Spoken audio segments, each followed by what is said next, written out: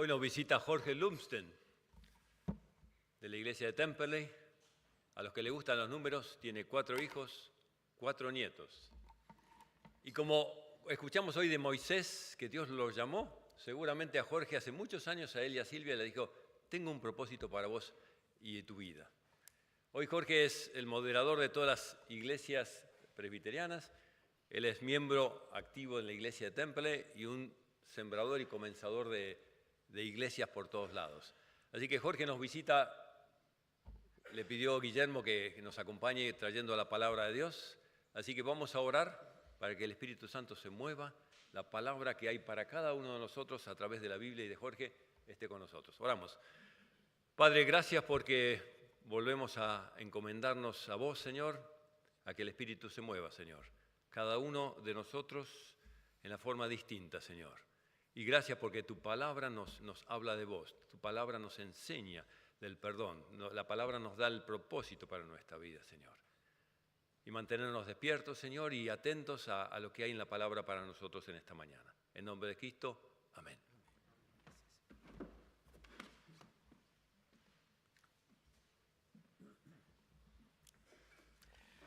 Buen día, Dios los bendiga. Un gusto estar con ustedes.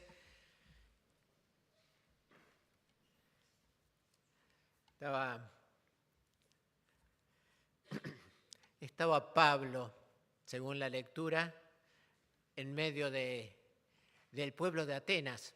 Pero Pablo no venía de pasear. Vieron que comienza el texto diciendo, mientras esperaba a los otros. Pablo estaba acostumbrado a ser predicador y ser objeto de persecución. Venía de Tesalónica, donde había estado predicando y se armó un revuelo. Le dijeron los hermanos, mejor andate de acá, y lo llevaron a otro pueblo que se llama Berea. Y ahí siguió predicando, y los que escucharon, que eran los judíos, que se ponían celosos, que escucharon que estaba en Berea, de Tesalónica se fueron a hacer lío y fueron a hacer barullo. Y los hermanos le dijeron, mirá, dejá acá a Timoteo, dejá a tus amigos que sigan predicando, vos andate rápido. Y así es como llegó a Atenas, y de vivir continuamente perseguido y con oposición, de golpe se encuentra en un lugar donde podía ir el día de reposo a las sinagogas y anunciar a Cristo y hablar con los judíos y con los no judíos, pero prosélitos, aquellos que, siendo de origen griego, se habían convertido al judaísmo. Y hablaba con ellos de la venida de Cristo. Y después en la plaza, los demás días, iba y en las plazas públicas anunciaba el Evangelio de Cristo. Y no era perseguido. Era escuchado y a algunos les hacía ruido. Porque como después explica Lucas, a los griegos y a los que vivían en Atenas les gustaba escuchar algo nuevo, estar en lo más moderno, en lo que está de moda, saber cuál era el último pensamiento. Le importaban la filosofía, las ciencias. Dice Lucas que había filósofos de los epicúreos y de los estoicos. Los epicúreos eran gente que no quería tener problemas. Creía que había Dios o dioses, pero que estaban allá, lejos. Que lo que había que hacer lo habían hecho y se quedaron lejos. Hoy mucha gente piensa igual. Y decían, no está bien andar sufriendo. Tampoco hay que ser excesivo en los placeres. Entonces, un poco de placeres, un poco de buena comida, un poco de amistad, sin sufrir dolores físicos ni económicos. Una vida así, interesante. Eso era lo que ellos pensaban que debía ser. Por el otro lado estaban estos señores estoicos que pensaban que todo tenía una razón de ser, que lo fundamental era la razón, el orden y que no había que darle importancia a los deseos del cuerpo, no era cuestión de tener grandes logros económicos o demás. Había que ajustarse a lo que era el destino y la razón y nada más. Esos eran estos pensamientos que estaban en pugna. Y entonces le dicen a Pablo, ¿y vos qué estás enseñando? Y lo llevaron al Areópago. El Areópago era el tribunal de las religiones, si quieren. Está ubicado, si alguno tuvo la oportunidad de estar en Atenas, donde está la Acrópolis, en un costado está el Areópago. Realmente una hermosura. Hoy todavía, después de más de 2000 años, están los asientos de mármol, se ven pulidos. Es una belleza. En ese lugar fue a donde lo llevaron a Pablo, para entender qué era lo que predicaba y qué era lo que enseñaba. Y estos señores le dicen, bueno, decinos qué es lo que estás enseñando, qué es lo que mueve tu enseñanza. Hoy alguno les pregunta, ¿y vos en qué crees? Contame de tus creencias. ¿Se da eso?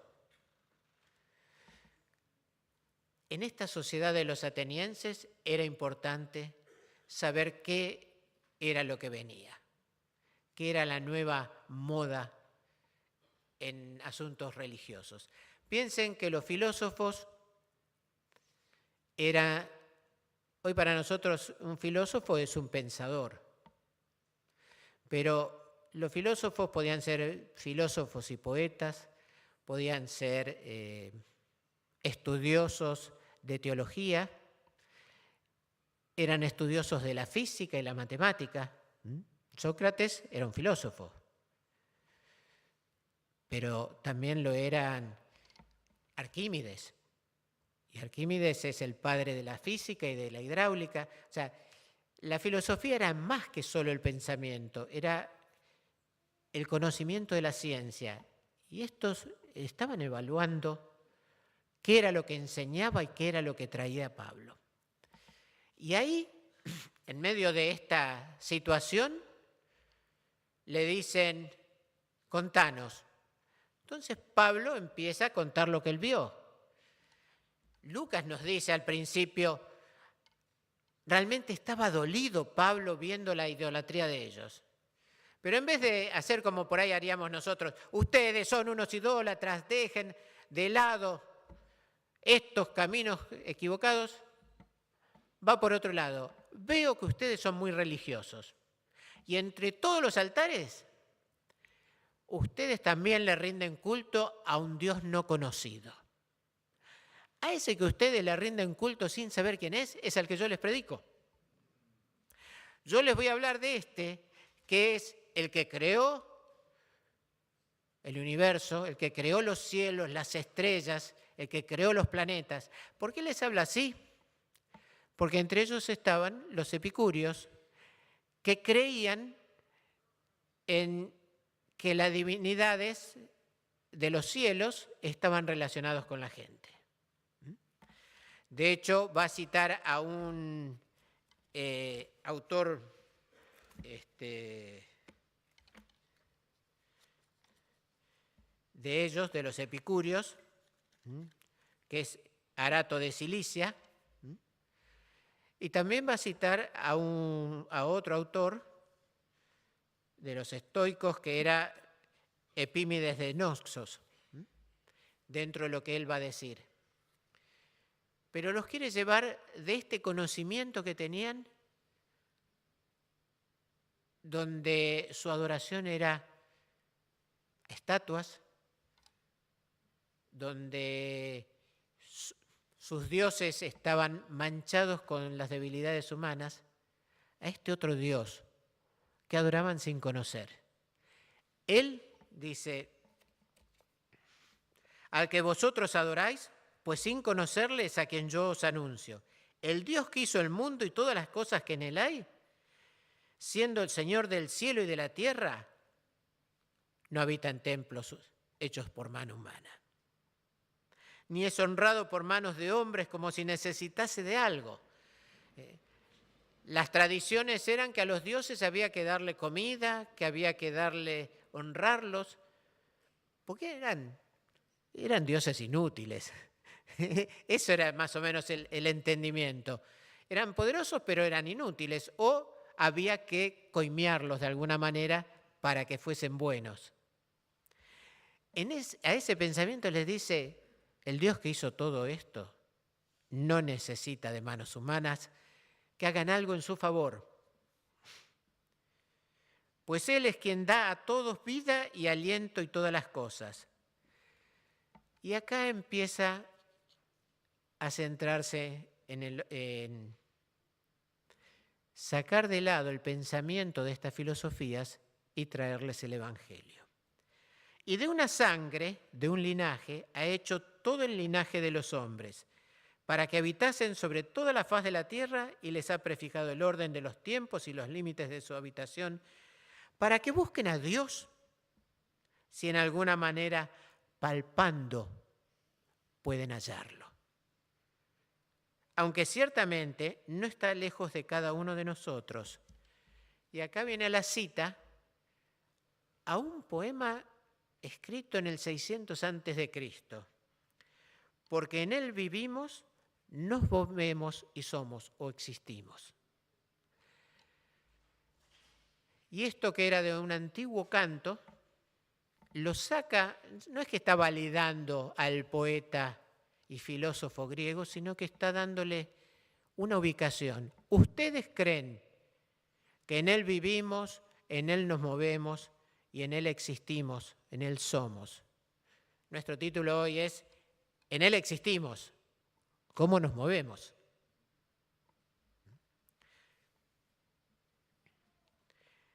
Y completa con una cita al otro autor que les nombré.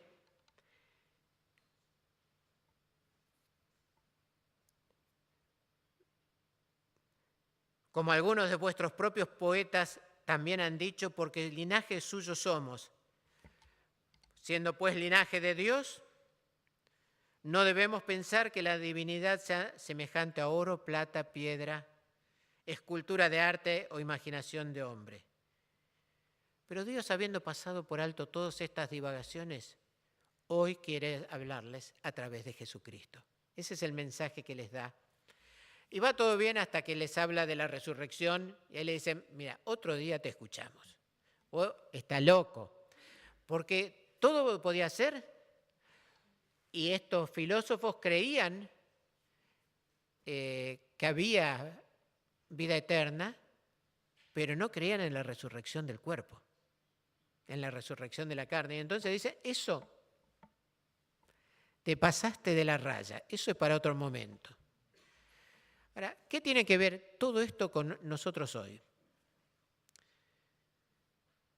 En Él existimos, en Él vivimos, y la pregunta es, ¿cómo nos movemos? Ahora podemos ir un momento al texto de Éxodo. Lo conocen bien, el llamamiento de Moisés. De ahí la zarza ardiente, que es el símbolo de la iglesia presbiteriana, que lo recibimos de los escoceses. Este es el símbolo de la iglesia de Escocia y es el símbolo de la iglesia presbiteriana en la Argentina. Nec tamen consumebatur, arde pero no se consume. Pero esto, que es nuestro logo y es nuestra forma de identificación, de hecho, en lo que estuvieron haciendo en las presentaciones que han hecho, uniendo nuestras raíces con nuestro llamado, tenemos el logo. Pero quiero centrarme en otra cosa. Piensen en Moisés. Moisés, que era un hombre de los judíos, era levita, que había sido preservado milagrosamente de morir con todos los bebés que nacían en ese momento varones, que había sido guardado en ese cesto, de ahí el nombre de Moisés, arrebatado del río, que hasta los 6 años más o menos, o sea, hasta el destete, había sido criado por su madre conocía la historia de los judíos, de este pueblo de Israel. Los judíos serán llamados después, en realidad de los israelitas, que se sabía descendiente de Abraham, de Isaac, de Jacob. Y después es criado dentro de la mayor cultura de ese momento, los egipcios. Este hombre que quiso poner orden y por matar a un egipcio tuvo que huir.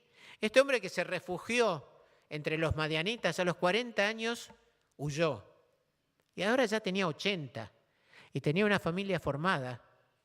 Y ahí, habiendo ido al otro lado del desierto, prácticamente al sur de la península de Sinaí, porque el monte Horeb se entiende que es el monte Sinaí, que está en la parte bien de abajo, ¿vieron que es un triángulo? Por ahí, casi llegando al extremo de la península, está el monte Sinaí. Y ahí ve la llama en la zarza que no se consume. ¿Qué es esto? Intrigado. Alguien que conocía de ciencias, alguien que conocía, que sabía mucho, dice, esto no es natural. Y ahí es llamado, Moisés, Moisés, heme aquí. Acá estoy. ¿Quién me llama? Sácate los zapatos, estás en suelo sagrado, consagrado para este momento. Y dándose cuenta que era Dios, no quería verlo. Se cubre. Pero este Moisés ahí, ¿qué le dice Dios? Oí el gemido de mi pueblo. Yo soy el Dios de tu padre, yo soy el Dios de Abraham, de Isaac y de Jacob. Yo escucho a mi pueblo, escucho su lamento. O sea, no le habló de ciencia, no le habló de qué estaba haciendo con la zarza. Le dice, yo escucho el lamento de mi pueblo y te mando a vos para que los saques de la tierra del faraón. Andá y decile al faraón que mi pueblo va a salir. ¿Estás loco? ¿Quién soy yo para ir delante del más poderoso de este tiempo? Mirá si te dice Dios, anda a hablar con Trump y decile, ¿quién soy yo para ir ahí? Yo soy el Dios de tu padre, yo soy el Dios de Abraham, de Isaac y de Jacob. Yo te mando y para que sepas te doy una señal. Cuando lo saques me van a adorar en este monte. Miren la señal. Le dice que vaya y le dice Dios, la señal es que me van a adorar acá.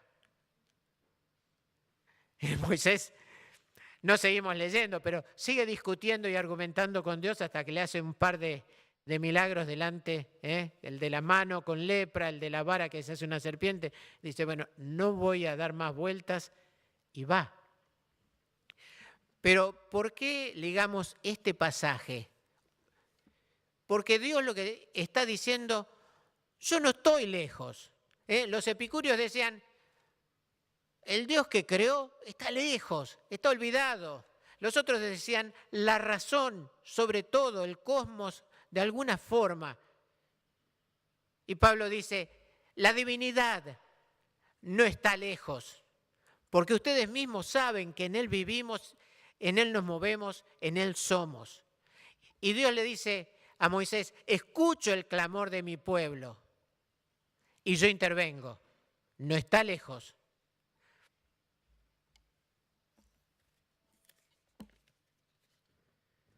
Piensen que este papel es todo el universo creado. Así como entra en mi mano, toda la creación entra en la mano de Dios. Estamos en Él. Y ahí cuando decimos estamos en Él, nuestra vida transcurre en Dios.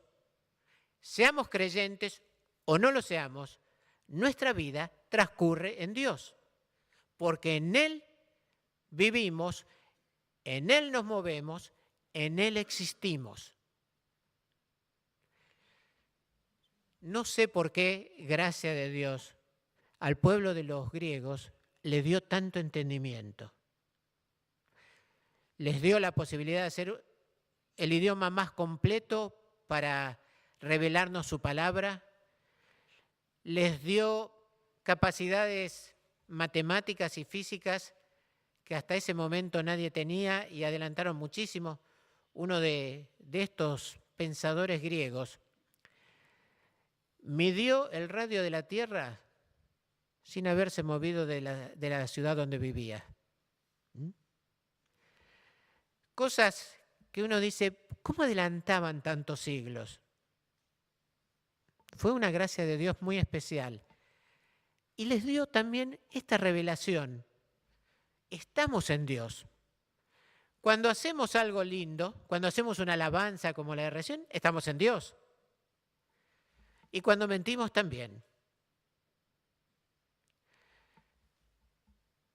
Cuando somos generosos, estamos en Dios. Pero cuando somos inmisericordes, también estamos en Dios. ¿Cómo no iba a sentir Dios el clamor de su pueblo si los egipcios los estaban maltratando estando en Dios? No quiero decir que lo que hacían estaba de acuerdo con Dios, pero Dios está en todo lugar y en todo momento, y cada acción nuestra no la podemos ocultar porque estamos en Dios. Esto parece hasta difícil o puede parecer confuso, pero Dios continuamente dice que Él está en todos lados. Y nuestras acciones se llevan a cabo delante de Dios permanentemente. En Él vivimos. Y ahora, ¿cómo nos movemos? Ahora pensémonos nosotros, vamos a dejar a los griegos de lado. Eso ya pasó. Nosotros no hacemos estatuas de piedra, de oro, de plata, de madera. Pero vayan y vean en cuántas casas de por acá cerca tienen un Buda en la puerta. Vayan y vean cuántos se atan cintas rojas en la muñeca. Vayan y vean cuántos negocios por ahí tienen una ristra de ajo con una cinta roja y una foto de San Cayetano, por las dudas, para que no falte trabajo, no falte pan. Vayan y vean cuántos adoran al Gauchito Gil o a la difunta Correa o al San La Muerte. Hoy, en el siglo XXI, el ser humano tiene tantas supersticiones y tantas ataduras en lo espiritual como en la época de Pablo. Cambiamos cosas, decimos que crecimos en la tecnología, pero lo que es en el corazón humano sigue siendo el mismo. La corrupción del espíritu humano es la misma y solo en Cristo hay verdad. Pero hoy a nosotros creyentes, acá y en la vida que llevamos, ¿qué nos dice este texto? Que cuando le doy trabajo a alguien, lo estoy haciendo delante de Dios, y cuando se lo niego a alguien, o cuando estoy siendo injusto con alguien, lo hago delante de Dios.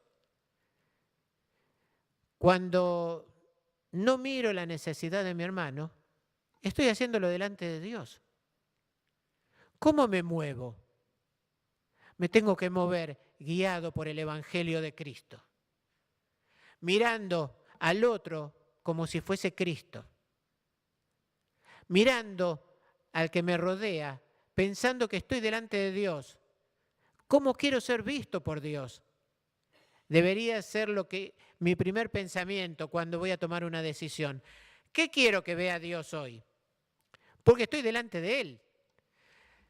Si tengo que tomar una acción difícil, por ahí algún empresario cerrar una empresa, ¿De qué manera lo hago honrando a Dios? ¿Qué actitud tomo con el otro? Si un docente tiene que reprender a uno de sus alumnos porque no estudia, ¿de qué manera lo hago?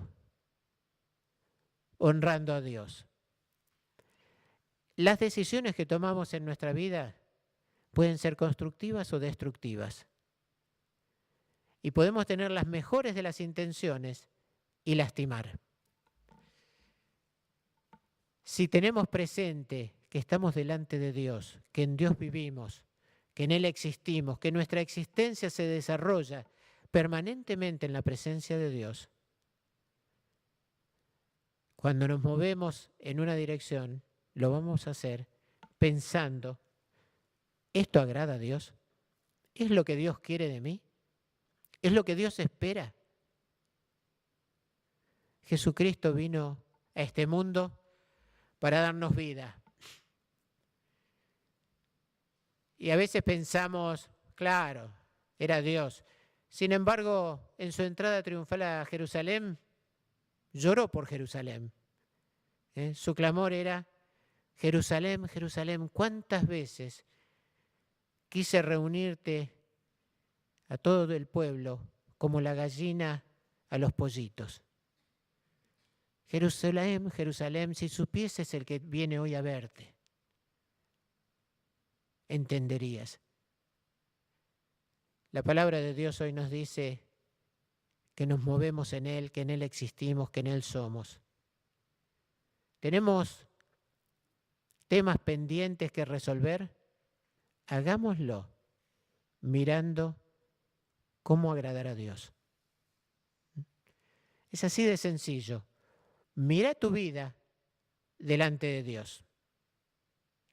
Toma tus decisiones entregado a Dios. No hay otro camino. Porque al fin de cuentas dice, pero Dios, habiendo pasado por alto los tiempos de nuestra ignorancia, vamos a ponerlo, nuestra ignorancia, ahora manda a todos los hombres en todo lugar que se arrepientan, por cuanto ha establecido un día en el cual juzgará al mundo con justicia por aquel varón a quien designó, dando fe a todos con haberle levantado de los muertos. Esto que fue el tropiezo para los griegos, para los filósofos, para nosotros es esperanza. En la resurrección de Cristo hay resurrección. En la muerte y resurrección de Cristo tenemos vida. Vida para agradar a Dios con nuestro mover de cada día. Que el Señor nos fortalezca y nos guíe para dar testimonio con nuestra vida de su gracia. Que el Señor los bendiga. Oramos. Poderoso y sabio Dios, te adoramos y te alabamos, porque vos sos Dios. Y Señor, no sos un Dios distante. Tanto nos amás que estás permanentemente a nuestro lado. Tu gracia nos rodea. Como cantábamos hoy, Señor, tu fidelidad sigue sosteniéndonos. En todo momento estás a nuestro alrededor. Señor, en vos estamos, en vos nos movemos. Perdonanos por esos movimientos de tropiezo que nos llevan por un camino errado. Señor, perdona nuestras iniquidades, perdona nuestros pecados, perdona nuestras debilidades, perdona todo aquello que hace que otros se alejen de vos. Señor, que en nuestro mover de cada día, en nuestro andar diario, en nuestras palabras diarias, honremos tu nombre y demos gloria a vos, Señor. Ayúdanos a tomar buenas decisiones. Y, Señor, cuando tenemos que hacer cosas que son difíciles, que pueden doler a otros, ayúdanos, Señor, a entender el camino que vos nos marcás y cómo hacer para ser de bendición. Padre Santo, sostenenos en todo tiempo y sostené a tu iglesia para hacer tu voluntad. Dios poderoso, guíanos para hacer lo que a vos te agrada, ahora y siempre. Amén.